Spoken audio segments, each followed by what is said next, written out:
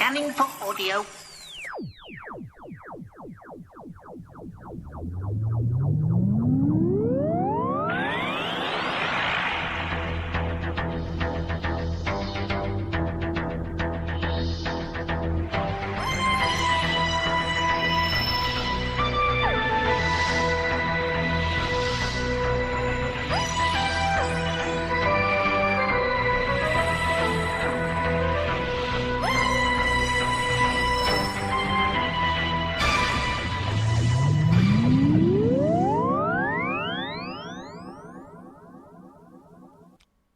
Welcome to a Tin Dog podcast.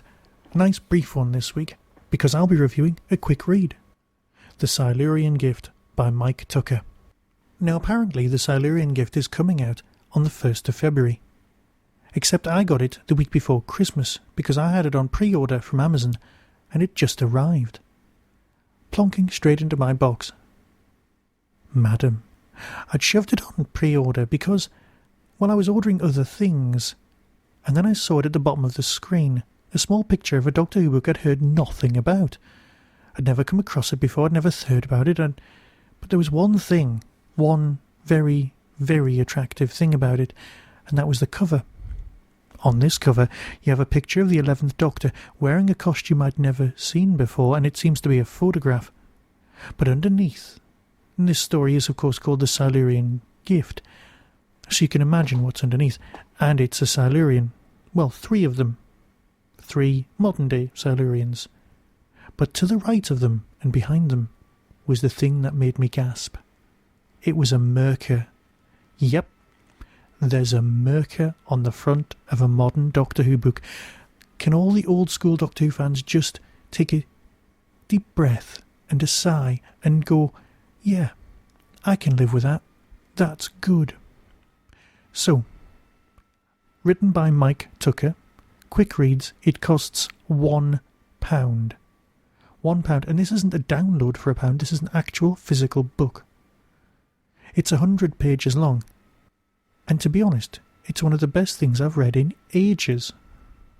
As you'd expect, the story rips along at an alarming pace. It's got Silurians, it's got the Antarctic, it's a base under siege story, and it's got Merkers in it. It's probably got other creatures that I don't even want to hint at, because they would be spoilers. But when you see them, you go, it's a punch-the-air moment. Mike Tucker knows his Doctor Who, and I'm not surprised he does. Let's face it, this is the guy who brought, with Sophie Aldred, the Ace book to us. So between them, they know how to hold a pen. In this story, they do get away from the rather disappointing Merker from Warriors on the Cheap, being a story with an infinite canvas, i.e., it's in your head. You have fully grown Merkers on display. The basic plot is fairly simple. Someone claims to have discovered a brand new fuel source in the Antarctic.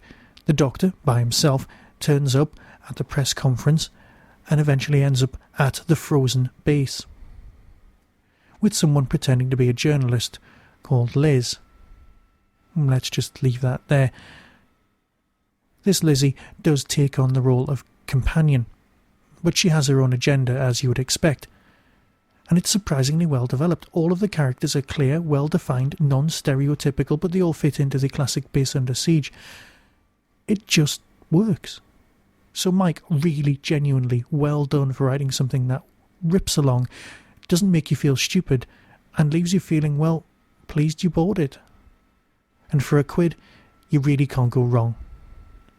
So if you want to experience the wonderful world of Merker, then buy this. Go on, you know you want to. So when you're on Amazon and you're ordering something and you don't quite know what to get, or you've got £1 left of something, and you just think, well, I'll get that as well, buy this. You really won't go wrong. It's one of the best quick reads I've read from the entire series. I think I've read them all. So with that very small review of a very small book, I'll let you go. Be seeing you.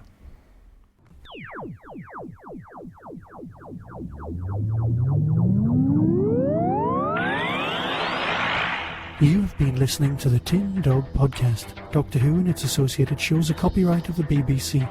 No infringement is intended. To contact the show, email tin-dog@hotmail.co.uk. To order or simply find out more about the book Whostrology, the Time Traveller's Almanac, visit whostrology.com.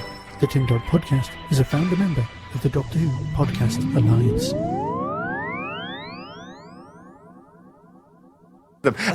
Okay, we have a new member of our team here on Back to Earth, an interstellar icon who's travelled through space and time, and now he's our brand new quizmaster. So for a question, over to K9's question time.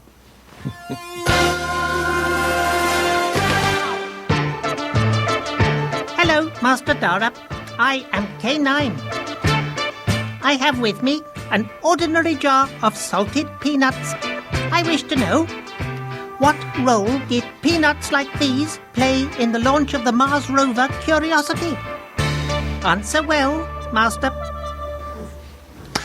So, what role did salted peanuts play in the... But I couldn't hear the question because that was the music to Rugby Special, wasn't it? No, it was K9's music. K9 had his own show, and I think that was his theme music. But I thought it was Rugby. Yeah. I don't recognise that. It was Rugby Special, apparently. It was the Rugby Special music, yeah. So, I've just been told... Was it? Yeah, it was. No, I watched that. And that distracted you so sufficiently you didn't bother listening to it? Yeah, so I have no idea what it was. And anyway, I heard it. It was salted peanuts. Salted peanuts, what have they got to do with Curiosity? Yes, is that right? exactly. What's their importance for the Curiosity rover? Is it a question from K9 or KP? That's what I want to know. Very definitely. Bravo. Thank you very much. Do you know the answer? I don't know the answer. No. I don't know. Curiosity likes Snickers. I've no idea. No, it's nothing to do with that. You know? I have no idea. It is, well, the only way to find out is ask K9 himself. Hello, K9. Here is the answer, Master Dara. Salted peanuts were eaten by the team in JPL Mission Control during the launch of the Mars rover Curiosity as part of a strange superstition they've honoured since 1964. They believe if they don't, the mission will end in disaster. Illogical, but it is true. Thank you very much, That's K9. nice. It's sweet, isn't it? Like, K9 is literally the only 1970s BBC television star that you can safely book onto a show these days. What? Too soon?